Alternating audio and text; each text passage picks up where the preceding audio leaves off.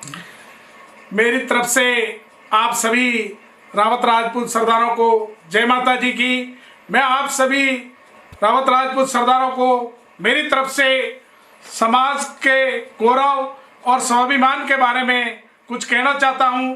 आप कुछ क्षण निकालें और मेरी बात को ध्यानपूर्वक सुने कि हमारा रावत राजपूत समाज एक बहुत बड़ा मार्शल समाज है, बहुत बड़ी हमारी क्षेत्रीय कौम है। हमारा जैसा रावत राजपूत समाज पूरे देश में नहीं है।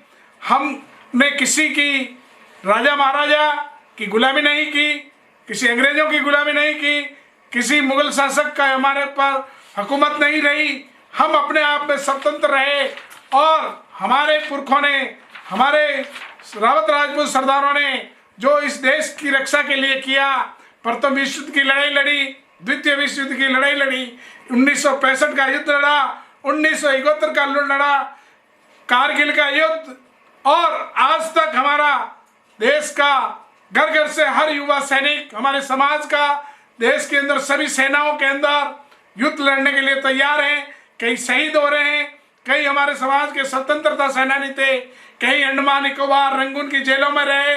ऐसी कई बड़ी बड़ी मार्शल शख्सियत हमारे इस समाज में रही है। लेकिन उस समय हमारे को रावत की एक उपाधि मिली थी जिसको जाति में बदल दिया था। सबसे पहले हमारे वीर जी रावत को दिवेर के अंदर मैराथन ऑफ मेवाड़, महाराणा मेवाड़ द्वारा हमें रावत की उपाधि दी गई थी।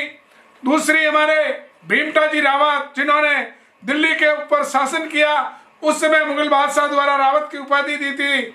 और तीसरी हमारे सुमेल के युद्ध के अंदर नानाजी रावत को मिली, जिन्होंने बहुत साहसपूर्वक युद्ध लड़ा, 100 सामंत की बराबर एक रावत।